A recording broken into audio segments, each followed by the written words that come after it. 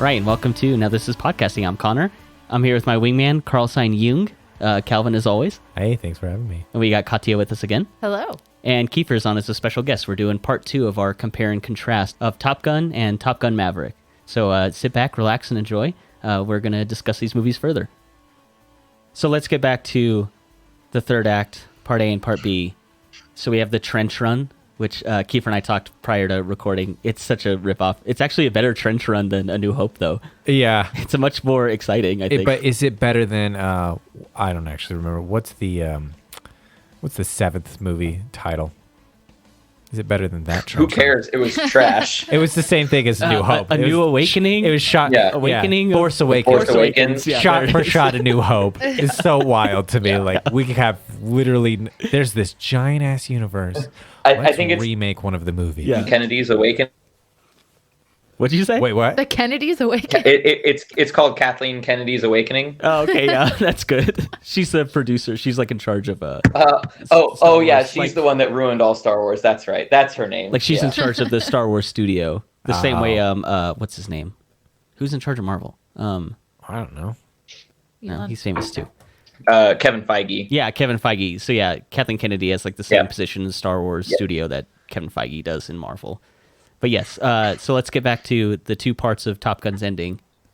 So yeah, I think it's a little weird. It's like split into two parts. I half expected when Maverick got shot, because they're not going to kill Maverick. They're absolutely not. I thought they were. Honest to God. This movie is not daring enough to do anything like that. Yeah, They're for a not minute, making I was another. like, oh my God, Yeah.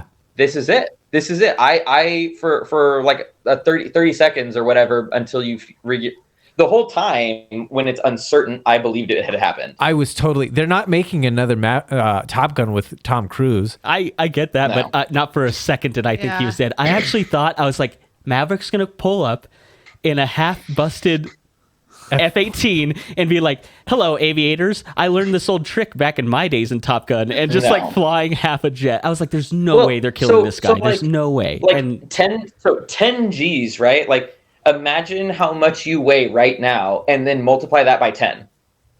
I love how That's he's how you- Like, I love could how you he's just imagine talking in that weighing jet that too, much? like it's no Like, big deal. I don't weigh 1,800 pounds. Like, it's insane the amount of stress that you would put on a body.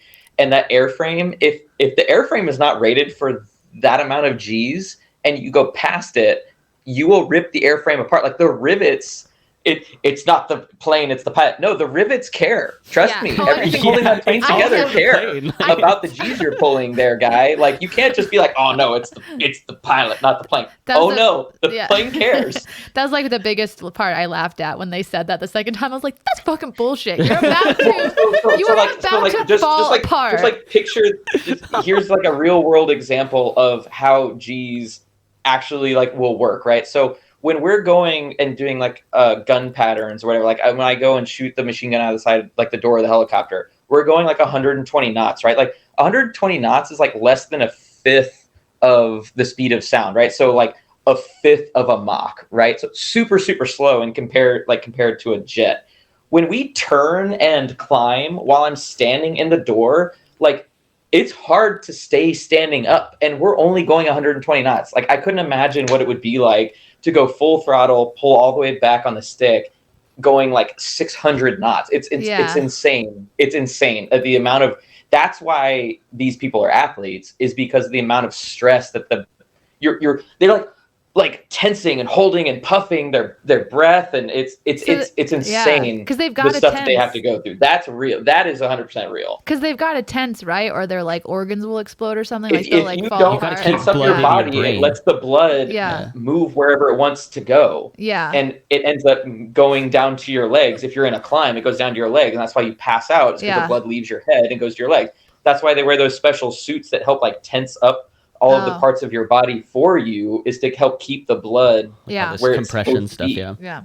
That's crazy. Which is really cool, which I feel like you see this in this film. Like you see How hard their it is. faces being Yeah. pulled back, which is they it's did a really cool way they did it. they did a really good job. I saw something that was like, he does like 30 hours or something like that of flight time in these jets. Like, Yeah. like the whole thing where they're like turning their head to keep it in line with the horizon. That's a real thing. Like they did as much practical effect work in this movie as possible. It's not like the Hobbit crap where it's like 99% CGI. It was not like that. They put effort into making this as practical as possible. I will say, on my drive home from the theater, every time I changed lanes, I was like whipping my head around, checking behind me. I was a fighter pilot for 5 minutes on my drive home. It was On your great. drive home, you're like, yeah. That's funny.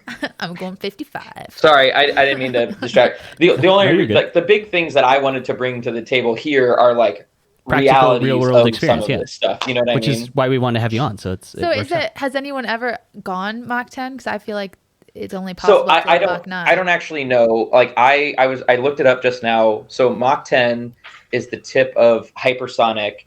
It's 7,673 miles per hour. Yeah. It's like that's it's like super insane, fast. insanely fast. I don't know. Like how the fast jet. are space shuttles when they leave? They're like no idea. they're 3G. So I looked okay. that up. Let They're me see. they're at or they're at Mach 3 when they like take off. That seems Astronauts. and that then seems like re-entry low, but- speeds are greater than Mach 25. Re-entry speeds are greater than 19,000 miles per wow. hour. Okay, well then Maverick is not the Yeah, fastest then man he's not alive. the fast. Well, he would be the Astronauts are. fastest one, like I guess from like a guess. powered jet. Yeah. Sure. Yeah. Well, I mean, sure. Okay, Anyway. so let's talk about the split where after Maverick has crashed and now Rooster has crashed, and we get what feels like a different movie. Yeah, it's like a behind enemy lines movie. I wanted to say, like, I really thought that he died there because what a perfect, like, they killed Goose in the first movie, so they're not averse to killing main characters if it serves a purpose for the story. And that's the perfect. But it adds such a finality to that character. Someone who was so selfish and then finally understands it and takes one for the team to save somebody else and then dies. And then they have to grapple with that, just like in the first movie. I agree with you. I think he should have died. Yeah. I'm just saying I didn't believe for a second that he did. No. And probably the best scene in the movie is that, like, him kind of sacrificing himself. Like, I loved him flying up, and I don't know what it is about countermeasures, but they just like get me going. Yeah. Every time they fired countermeasures in the movie, I was like, woo, let's go. Yeah. But the So reason did anybody else notice that they don't fire countermeasures at all in the first movie? And they fire him in the F-14 All and the the time. one. Yeah. I Googled it today. Yeah, the F-14 absolutely has countermeasures, Yeah. and they didn't once shoot countermeasures in the first movie. that's a lot more. Well, it's CGI. different in Top Gun. He spends most of his time inverted, so you don't need countermeasures. Yeah, and they're mostly only training. Yeah. And I'm trying to figure out what pocket Goose pulled a fucking Polaroid camera out of while he's flying. Okay, so it was I Goose. love I'm Yeah, sorry, it I was don't fly Goose. with a Polaroid camera in the Yeah. helicopter just so I can take random pictures of things. I got so confused because I was like, did they just let go of the like wheel to take a picture? I was so confused about who was taking the photograph. It's so funny. Go for the wheel. It's like the best scene in that movie. Yeah. So about the whole thing with him should have dying. If he was going to die, then that would have totally gotten like negated all of the drama between him and Rooster building up to the point where he died. It would have completely negated that. So they would have had to restructure the like core conflict of the first 2/3 of the movie if they were going to let him die. Yeah, he couldn't have died with how it was set up. And I He agree. couldn't have died with it the way that it was. It wouldn't have made any sense. So they reason had to have let him live, or they would have needed to make the core conflict resolve earlier, and then he could have died. That would have made more sense. But no, I still think he it needed worked to out die exactly there. the way that it needed to. I still think he needed to die there, and I was thinking that he was going to die because I was like, this movie is stupid, but it can't be that stupid. And then it was that stupid. But if he had died, like the turmoil that Maverick had over Goose would have just transferred to Rooster. Yeah. Exactly. Feeling turmoil over Maverick, and it wouldn't have resolved anything. It's not supposed to. The baton would have just changed hands. Well, Exactly. Yeah. And then you get Top Gun 3 where it's Rooster dealing with all this It's stuff. the perfect But setup for then- the sequel. Then that's even worse. That's even worse because it's going to end up being a copy and paste of Maverick, and nobody wants to. Like, people are going to get fed up with that the same way they got fed up with Star Wars doing the same crap. You know what I mean? Like, Yeah, but Star Wars has always done that. The prequels were the same thing, and then the sequels to the sequels were the same thing. I don't the think, prequels. Whatever. Like, that's not what we're talking about. It doesn't matter. but that's the thing. They're so interested, they're so invested in this property, this idea of this universe that they don't really care. Like, they'll still be able to make back enough money. Until They're one of them so absolutely interested in it. bombs. It only took them 36 years to make a sequel. Yep, that makes sense. Exactly, but look at how much money it is making. Yeah. And it is like look at how much money Top Gun made when it first came out. Look how much more this one is making, especially when nothing is making any money in the theaters and I think right that now. the reason for that is, and I'm 100% sure you're going to disagree with me on this, is Maverick did a perfect job of combining the nostalgia of the old one and bringing new stuff to the table for people new to this movie. They combined enough stuff and did the right things to make everybody happy. And that's not something that I've seen in a movie in a very, very long time. Like bringing nostalgia stuff into a pot and bringing new stuff into a pot and making fine cuisine out of it is not something that I've seen in a movie, right? Like Blade Runner tried doing that stuff, right? And like Blade I don't Runner think that made everybody happy. really well. Yeah, oh my God, Blade Runner is like the perfect. It's everything. Blade Runner 2049 is everything that Blade Runner wishes it was, and then You know what even I'm, better. but that's what I'm saying is like I think that this movie did a perfect job of combining the nostalgia and stuff that people in a younger generation can relate to and care about, and made it fun for everybody. And that's not something that I've seen in a movie in a very long time. Yeah, so Kiefer and I talked about this before we recorded. We were comparing it to like Jurassic Park and Jurassic World, where they feel like the same thing, but it doesn't really put you in the same mood. So It brought everybody together. It gave everybody something they could enjoy. It didn't leave anybody out on the outskirts. You know what I mean? It didn't leave anybody out. Everybody can enjoy this movie, whether you knew about the first movie or didn't. Everybody's going to enjoy this movie. Like everybody could have fun watching this movie. Which you said that, and I agree with you on that. I think this movie does a really good job of pulling people in and making them feel nostalgic about the first one. I also, this is what I told you, I was like, Calvin's going to say, that's lazy filmmaking. You relied on all the power that your previous the moment you film said that, had. it's like nobody's coming to watch Top Gun Maverick because they want to see in-depth storytelling. Everybody's going to go and watch Top Gun Maverick because they want to see dogfights. They want to see jets flying around doing crazy shit. Like that's why everybody comes and sees Top Gun. So even if nostalgia bait is lazy writing, that's not going to matter to anybody who cares, because that's not why they're coming to see it. Yeah, but they spend so much time on it. I don't care about it, and yet I got so bored out of these stories. Like the idea that Goose died, coming to this not having seen the original Top Gun, is like, what is this dumbass montage doing in the middle of this scene? When he goes and plays piano, right? Yeah, when he's playing, like that whole setup was so stupid. Yeah, it could have happened organically, but it's like they had to shoehorn in this this montage to, like, hey everybody, just so you know, Goose dies, and like there's an organic way to bring that in without having to be like, hey, did you know that there's another movie that this happened? It spends so much time hoping you remember how sad you were when Goose died that it doesn't actually establish the fact that it's sad that Goose died. I thought that part felt really out of nowhere. It was like it felt like they thought the audience was so dumb that you couldn't just hear Great Balls of Fire and remember the scene, the iconic scene from the original movie.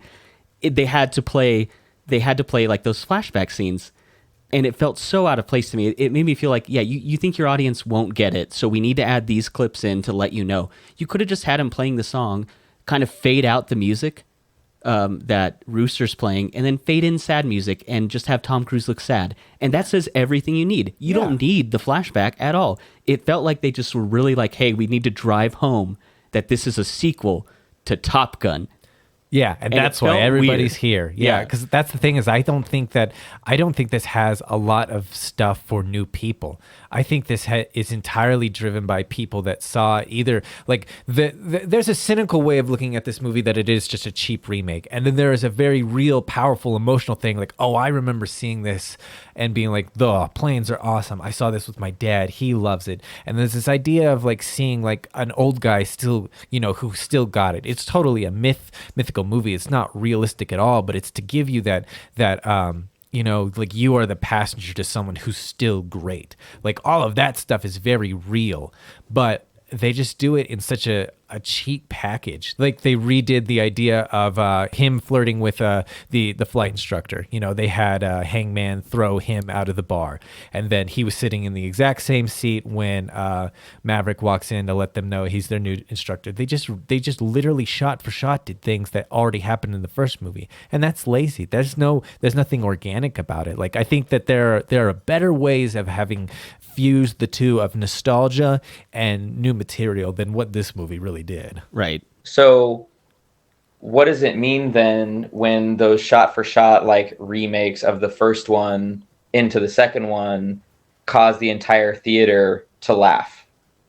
What does that mean? I think it means that the director and the producer and the screenwriter executed exactly what they wanted. They want people to feel something. Yeah. No. Because but does that mean that the people enjoyed it? Does that mean that the people watching the movie enjoyed it? Does that mean that they liked it? So here's what I would say is, I would say that they like it, but what makes a good movie versus a bad movie is a good movie is someone who's trying to create something, a feeling within themselves, and then it's an idea of a subject, and then there are interpretations on top of that. A bad movie is a director who says, I want, like, what are they going to want?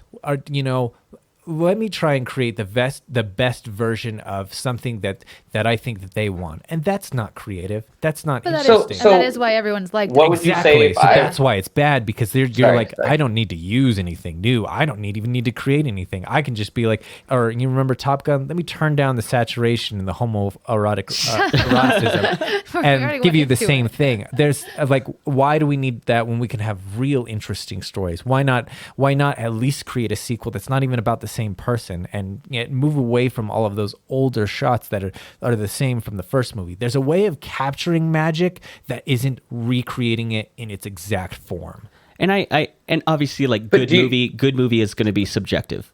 Mm-hmm. What is a good movie to you is going to be good. A good movie versus a bad movie is going to be different for everybody. Yeah. So totally. this is a like, good. That's like saying it, pop just Oklahoma because movie. I like Kraft mac and cheese and you like Velveeta mac and cheese. One is a more genuine like effort to make mac and cheese. That doesn't make feel like one better than the other. It's all subjective. yeah.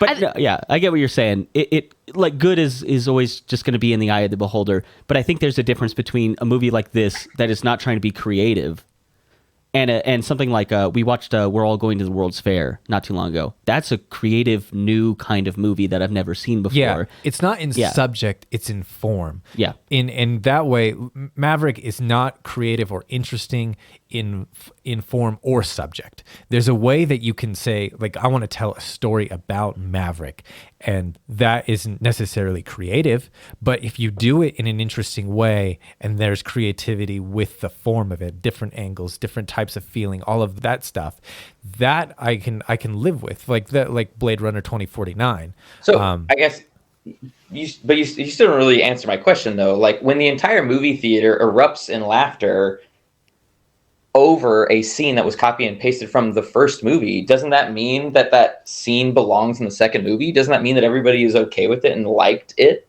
being in the second movie? We're really talking about two different things. I understand what you're saying. Like the thing is that was the whole express goal of, like, I'm going to be uncreative in form, uncreative in subject, because I know people will like this. That doesn't make it good, but it makes the reception tolerable. It's why it's like this. It's like a 99% positive rating. I mean, everybody if the reception everybody is likes this tolerable movie. by the people who are Everybody giving you money. Isn't that the idea? I think there's a difference between being the people who give you money. That's like the cynical part. This is entirely a commercial enterprise. Then it's not a creative work. It's not art at all. Even though it's an art form, it is entirely, expressly a money grab, and that is not interesting if that is your only point of making a movie. And I think there's a big difference between a movie that's entertaining and a movie that's good. This movie is absolutely entertaining. Yeah. It absolutely is. But it's not, like Calvin said, it's not creative. And it just depends on what you want to see in a movie. And I think what this podcast is... It really depends on what you want to see in a movie. Yeah. That is exactly it. It doesn't need to be both. What this podcast has started to lean more towards is, like, what is something that's creative? What's something that's original? And I'll be straight up honest. I pretty much forced Calvin to watch this movie because I love the first one, and I knew the new one was coming out. And we've watched so many kind of avant-garde and international films, and these really original ones. And I was like, I took Katya to a nap last night. Yeah. So I wanted to watch a dumb popcorn movie that I knew I was going to be nostalgic about. And so for that time in my life, for right now, I wanted to watch a dumb movie, and I loved it, and I had got a lot out of it. I still think it's not a good movie. I think it's a very entertaining movie, though. And so for an audience to erupt in laughter or have emotion for it is not wrong. Like, no one's wrong for liking this. Yeah. I'm just saying it's not memories, creative. It's memories of their original experience. Right. Which is totally valid, totally cool, shitty art.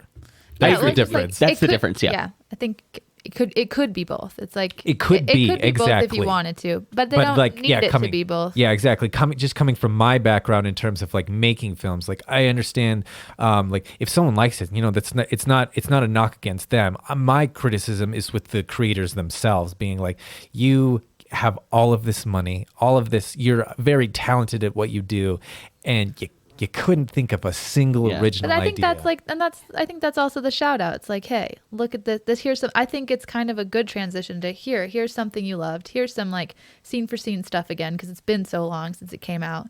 And that's why I think this would be a good springboard for another one that could do something creative. Yeah, because if this it's like, is the hey, springboard for, check it out. Yeah, Like, if this is the this is what you springboard love. for like Glenn Powell, which is probably going to be Miles Teller, which is stupid. I want to see more Glenn Powell. Then It's not gonna happen. Miles Teller bring is back in a lot of stuff, though. bring back the homoeroticism between Hangman Yes. and Rooster, and then we got a movie. and it'd be cocks are flying.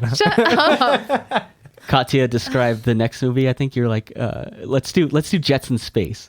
Let's go. I feel like that's where it's gonna go. Like, I mean, that's the Jets to natural moon. Like, progression of this. how of this many miles franchise. is it to the moon? Because then we could figure out how long it'd take to get there. Miles to the moon from Colorado. Well, you would actually launch. It's only 1,000 miles to the moon. That's not true. It That's says it not right true. here. I'm just It's much further than that. That's absolutely not true.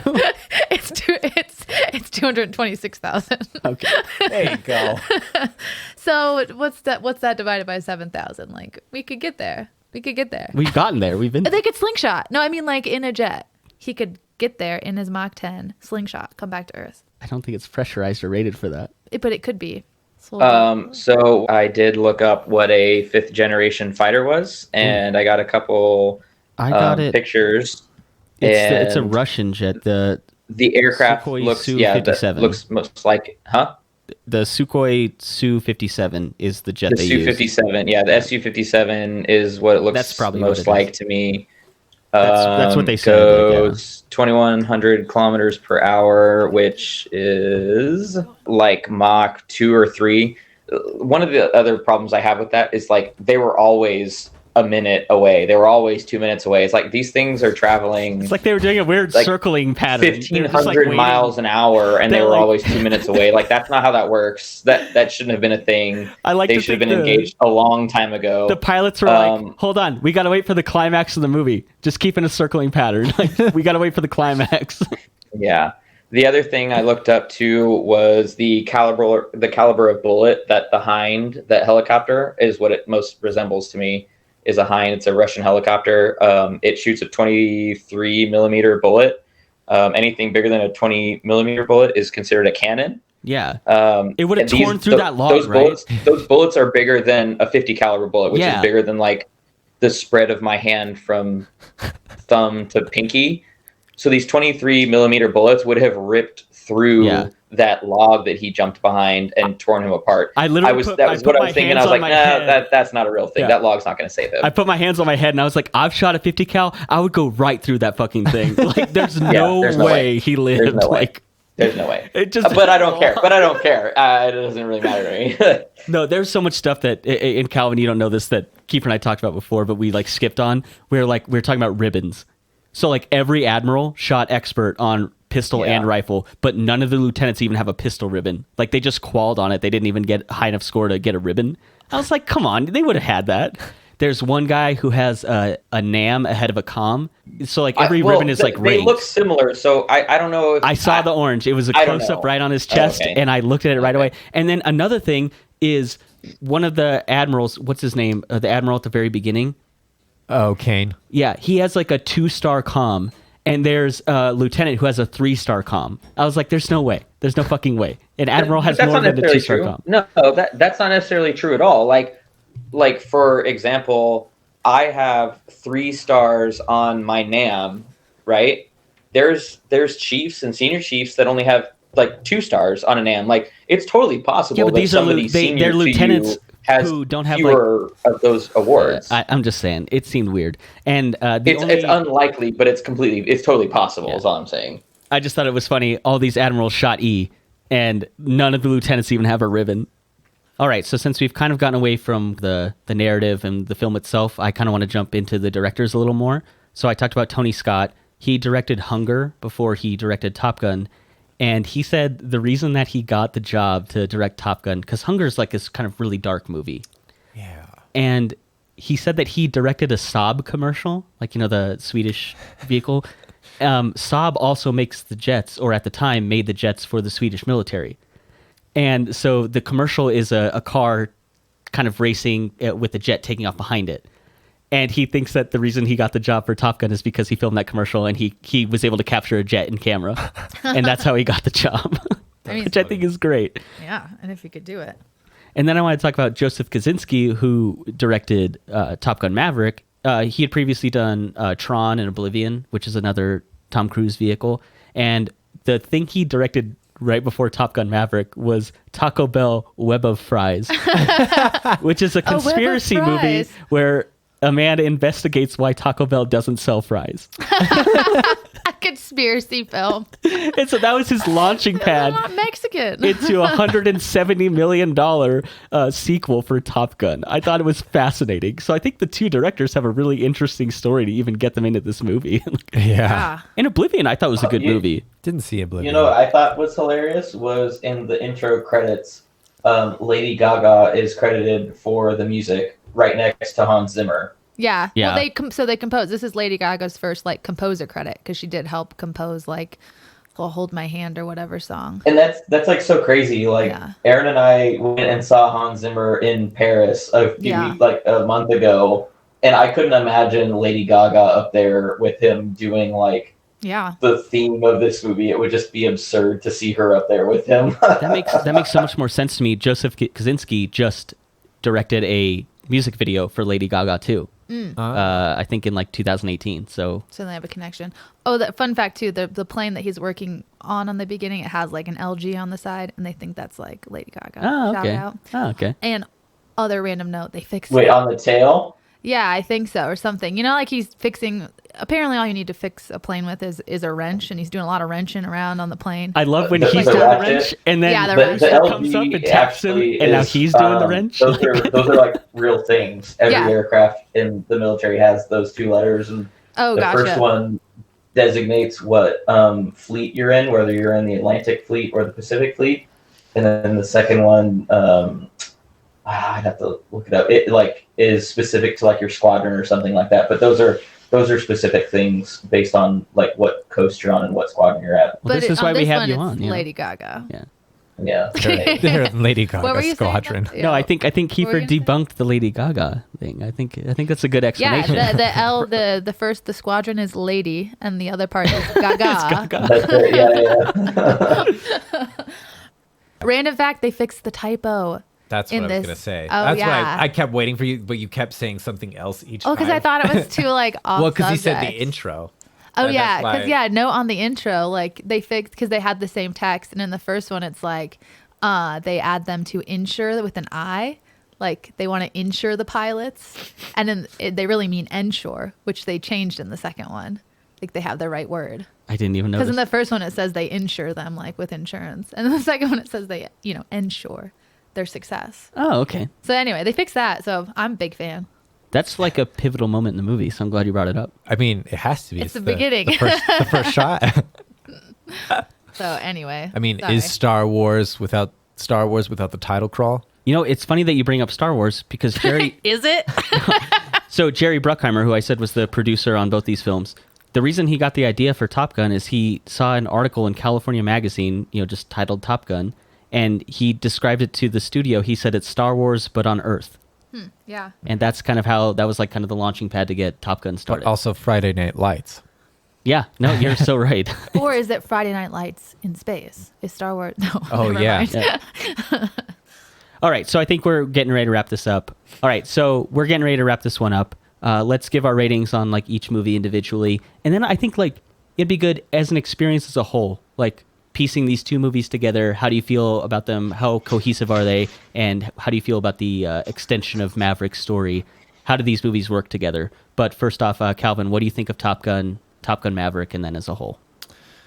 So Top Gun is not a good movie. It's an average movie. It's great in comparison to Maverick, though. So it's when you say like as an experience as whole, it's kind of hard to. I think one boosts the other, and the other brings the other down. Yeah, I'd put Top Gun at a very high 5.8. Wow, okay, Yeah. that's lower than I thought. All right. Yeah, well, it's not good. Well, that makes me worried about what your score for Maverick is. I was like, I spent most of the movie with either my hand in the air or my eyes rolling. So like, Katya was laughing harder at me, like, at my movements Yes. than anything in the movie. There was no steepling of hands. I think when you steeple your hands, that means you find it like engaging. And his mouth You're was into it. closed Yes. the whole time. There Yeah. was That's so. no That was roll. my entire experience in the theater yesterday. Was my hand steepled? So that's really funny that you bring that up. See, it's a universal It's a expression of universal enjoyment. steepling. Yes. I am quivering with anticipation, so I must hold my fingers together. I almost sat forward in my chair yesterday because I was so into it. Like, Yeah, dude, I think a lot of people did. And I think that's why it'd be cool to see it in IMAX or something. yeah, All right, and so you're at like a 5 for Top Gun. 5. What do you think of Top 5, Gun Maverick? Top Gun Maverick is just there's no charm, there's no fun. I want more fun, less story. It doesn't understand what came before it. It's a pretty solid 1.7. Oh, wow. Wowie, wow. Okay. It is down there with Ready Player One because structurally, who gives a shit about how you made this story? I want like you are just playing on the fact that I've seen these things before, and not because it's interesting or good or there's real emotion. It's just hoping that you remember things that meant something to you. All right, so let's boost it up with Keeper. What Everybody else.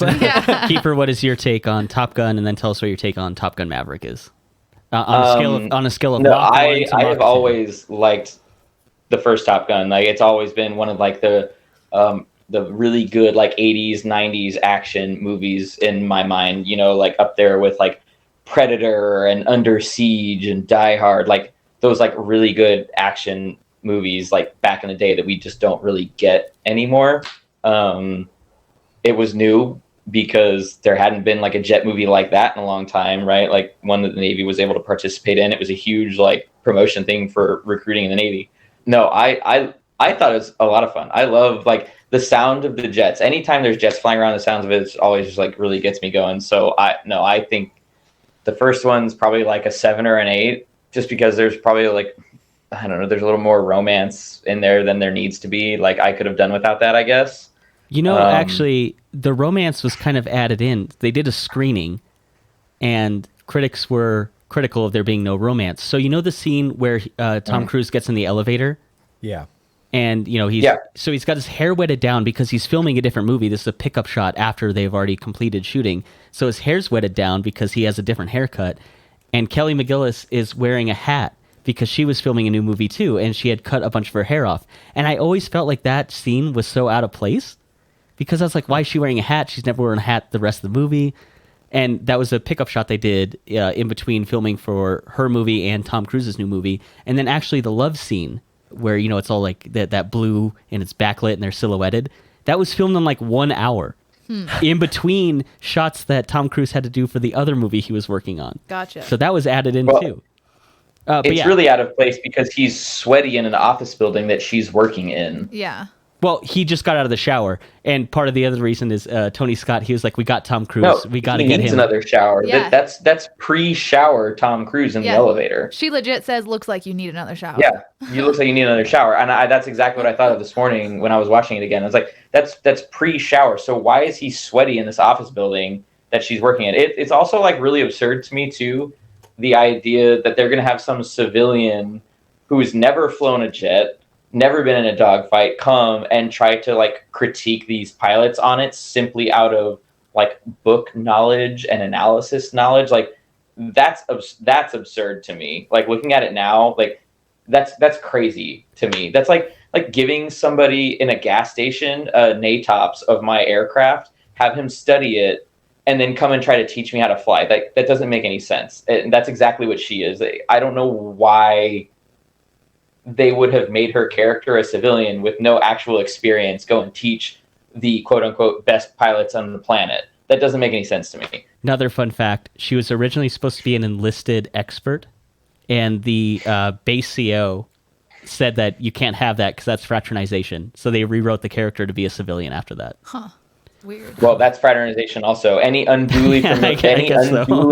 familiar relationship that disrupts good order and conduct is fraternization. Doesn't matter what your rank is. All right, a little bit of a tangent. On a scale of Mach 1 to Mach 10, what do you put Top Gun, and what do you put Top Gun Maverick at? I thought Top Gun was like an 8. I thought that Maverick, I loved it. Like it's one of the best movies I had the most fun watching that movie than I have in a very, very long time. Like I loved it. It's probably going to be one of my like top 5 best movies I've ever watched. It was just so much fun to watch. Like regardless of how contrived it was or how they like borrowed stuff or goodwill from the first movie, like that didn't matter to me because I went into the movie expecting stuff like that.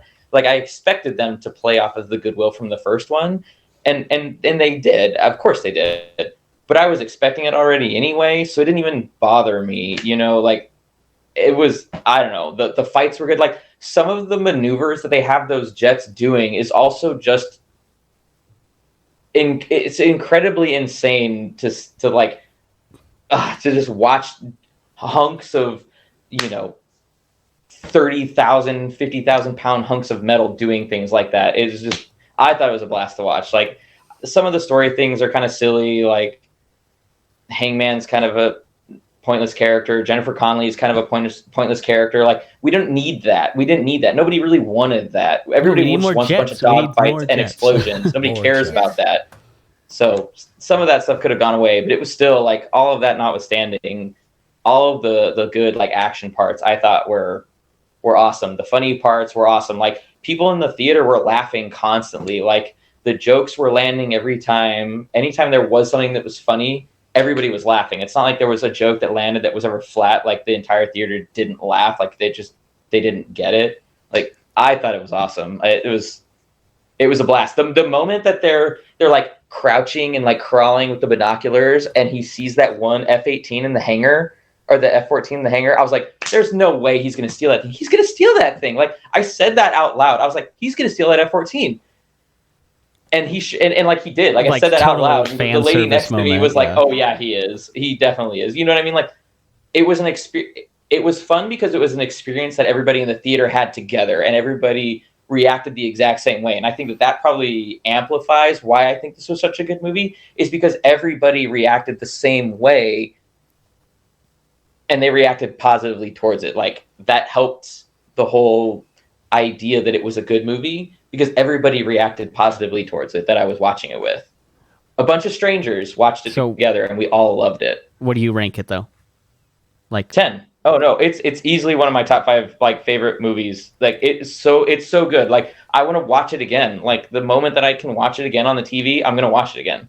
So, question for you: when was the last time you saw the original Top Gun? I made him watch it yesterday because I watched it twice. I watched it last night and I watched it again this morning. I got a little drunk last night. So I watched it again this morning just to make sure that I didn't miss anything. I gave him a hard time. Well, you missed all of the throbbing dicks. Yeah.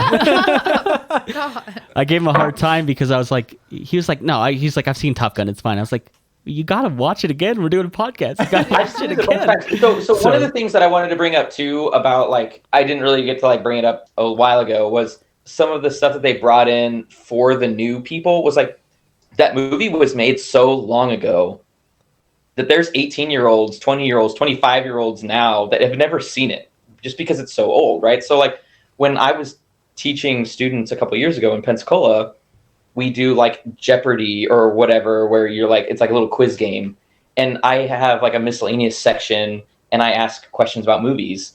And one of the questions is about Top Gun, and none of the students can answer it because it's just so old. You know what I mean? So it's like, totally what was the question you asked? Maybe we get it right. I just like, what is Tom Cruise's call sign in Top Gun or something like that? Like, it doesn't matter because they've never seen the movie. You know what I mean? So it doesn't really matter. Like that was the point that I was trying to make, is like that the generation between people who have seen it and have not seen it, like, there's like 50-50 of the population at this point who are able to go and see this sequel. You know what I mean? All right, so we're going from a 10 out of 10. Kiefer's going Mach 10. Katya, what do you think? What do you think of these two movies? Yeah, I'm going to totally just rate them on experience too, because I just don't really know another way to rate them. So I enjoyed watching Top Gun original more than this one. Did you watch the first one before the second one? I watched like 30 minutes of it, and then I had to leave and watch the second one. I wonder how different this movie afterwards. plays if you've seen the first one first. And that's kind of like what I was thinking. Like, if I read The Two Towers before I read The Fellowship, would I think that The Fellowship was a bad book? Well, so I actually liked Top Gun original more because I'd seen Maverick first, because I think Maverick does do, at least it like gives some implied character development and things are a little fleshed out. So like when I watched the first one, I didn't have as much of a problem with Tom Cruise really not saying or doing anything. So because I had already seen him like develop. So I think actually seeing the second one first helped me a lot to like the first one. The only thing it made me dislike about the first one was that Goose died during like a training accident. I was like, what? There's like no stakes in this movie, and he just died like in training because Tom Cruise was impatient or whatever, and that didn't make any sense to me. So it made the second one seem way cooler, that there was like a mission and a reason. So that got more exciting to me. So I'm gonna rate them both at like a 6. Across the board? That's not bad. Across the board. That's not a bad way to do it. Because I kind of, I mean, like, because there was a lot about the first one I liked and a lot about the second one that I liked. But for me, like, the more jet noises there are, the deeper I push my earplugs in. So yeah. I definitely watch the second one with earplugs. I get super overstimulated, so I prefer having downtime. I didn't like how it was like boom, boom, boom, boom, boom, all this stuff happening. I like having more down moments. But the down moments in Maverick weren't very enjoyable. Very, very low. Yeah, and I thought that Maverick forgot about planes for like 45 minutes, and I was upset that I wasn't hearing jet sounds anymore. See, boy thing. And again, like you're saying, like moving 30,000 pounds or whatever, like I have no reference for that, so I'm just like, these just look like toys moving around. And it's not as exciting for me. Well, in the first movie, they are essentially toys. Like they bought off the shelf models of F-14s for the first movie. They also built their own for some of the bigger shots to give more detail, but some of the shots are they said they're literally models they bought off the shelf. That's amazing. Which is so cool to me. And it's kind of a little bit of the charm that the new movie lost. But I will give my final thoughts. Like I said, this movie is fantastic. It's stupid and it's schlocky, and I just loved it. And it totally preyed on my love of nostalgia. It absolutely did it like in spades. It totally took me for a ride that I expected it to, and I knew it was going to take advantage of my love for the original. And I'm just glad it did it in at least a mostly entertaining way. But I would definitely put Top Gun at like an 8 and Top Gun Maverick at a 5. I think they are so far apart in how interesting the characters are and how Goose is awesome. Yeah, Goose is great. Iceman's great. And even though Maverick, I think is like he's like the villain of his own movie in the first one, and at least he gets some redemption in this new one. But I totally agree that it felt like he didn't move on from the first movie, even though the first movie had a really good closeout. So in that sense, I don't love this movie because it's not a especially good continuation of the Maverick character. But I still had a lot of fun with it. I'm not gonna lie. I whooped and I laughed and I had fun. And I'm not afraid to say that I didn't have fun in a blockbuster movie. I also had a lot of really emotional and great experiences in the indie movies we watched. And it was nice to get a little break and let me just watch a dumb movie for a minute and have fun with the dumb movie, because we've watched a lot of really thought-provoking and cerebral films lately. And I'm really glad that you guys joined me, especially Calvin, because I know he hates this movie. He hated that I forced you to watch this. Take me to Dune again. That was your idea. I loved it. I knew that this was not going to be a Dune. I know. It was like pulling teeth. I remember like trying to convince you. I was like, I love it. I'm hype about it. It's American propaganda at its finest. And I loved it. So I had a good time. I'll say that Calvin really made me go see a really long movie last night. I liked Top Gun more than that. It was 2 hours and 15 minutes. This is because you fell asleep. This movie is 2 hours and 15 minutes. Yeah, they were the same amount of time, and they both felt equally as long. Okay, but one I fell asleep during. You fell asleep during the only 5 minutes where it explains everything in the entire movie. So that's why you don't think that it was like you didn't enjoy it. That's why I like Top Gun, because you didn't. It didn't matter if you fell asleep for 5 minutes. You weren't going to miss an explanation. I remember the point I was making about people being like too young to see the original was you guys were talking about the some like the flashback scenes. Is those things like needed to be there in order for it to make any sense why Rooster was playing the song that he was playing and why that made Maverick feel the way that he felt, like, because they wouldn't know because they'd never seen the first one. There's half the population who saw the movie. Well, then see the first one. It was on Netflix. First one. He could also just play a different song or something. Yeah. I get it. I think like initially when I watched it, I was like, oh, it was really helpful to have those like scenes in there.